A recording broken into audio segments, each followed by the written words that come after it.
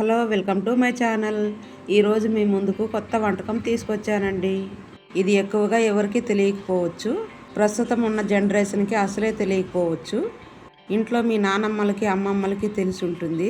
కొన్ని ప్లేస్లో వీటిని బంకకాయలు అంటారు, లసూడా అని కూడా అంటారు. మా దగ్గర అయితే దీన్ని ఇరికి చెట్లు అంటారు. ఇది చాలా హెల్దీ. దీని నుంచి విటమిన్స్, ఫైబర్స్, యాంటీ ఆక్సిడెంట్స్ చాలానే ఉన్నాయి. దీన్ని ఇంగ్లీష్లో టర్కీ బెర్రీ అంటారండి.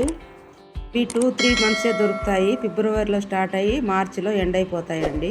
బీపీ, షుగర్ ఉన్న, హిమోగ్లోబిన్ తక్కువ ఉన్న వాళ్ళు దీన్ని ఖచ్చితంగా అప్పుడప్పుడు తింటూ ఉండాలి. హెల్త్కి చాలా మంచిది. ఈ కాయ తినటం వల్ల కడుపులో ఉన్న పురుగులు కూడా పోతుంది. పుష్టికాయని అలాగే కర్రీలో వేసుకోకూడదు.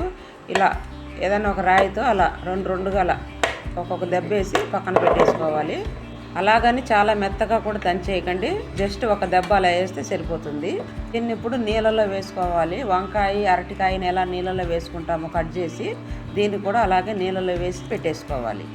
బయట ఉండిందనుకోండి నల్లబడిపోతుంది. ఇలా నీళ్ళలో వేసి పెట్టారంటే కలర్ మారకుండా ఉంటుంది. గింజలంతా ఏం పిండి తీసేయొద్దు. జస్ట్ ఒకసారి అలా కలిపెట్టేసి తీసేయండి.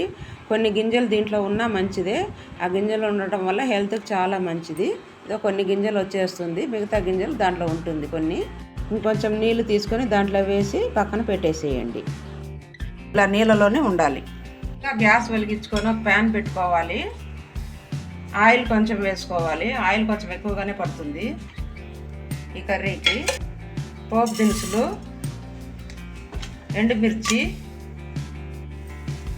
సన్నగా కోసుకున్న 3 ఆనియన్, పచ్చా దంచుకున్న 10 వెల్లుల్లి రెబ్బలు, సన్నగా కోసుకున్న 2 పచ్చిమిర్చి. ఇదంతా బాగా ఫ్రై చేసుకోవాలి. సన్నగా కోసుకున్న 3 టమాటాలు వేసుకోవాలి. 1/4 టీ స్పూన్ పసుపు పొడి వేసుకొని టేస్ట్కి తగినంత సాల్ట్ వేసుకోవాలి.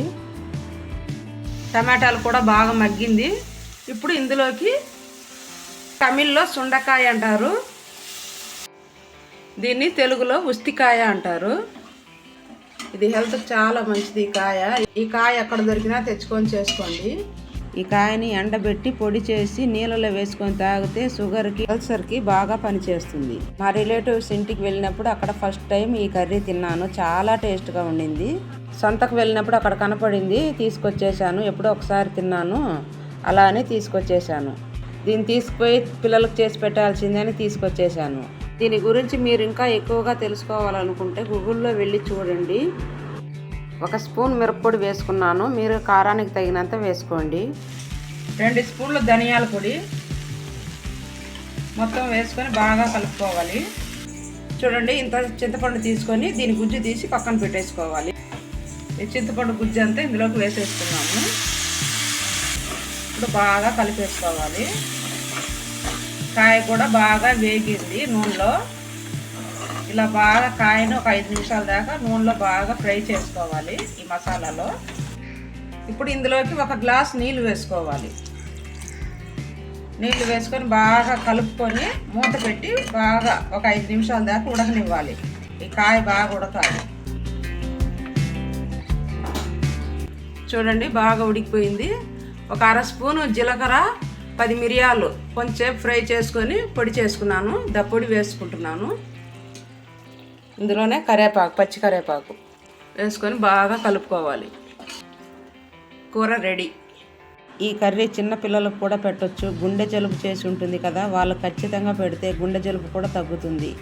పిల్లలు, పెద్దవాళ్ళు అందరూ తినే ఆరోగ్యకరమైన కూర ఇది. విలేజ్లో ఎక్కువగా ఇది దొరుకుతుంది.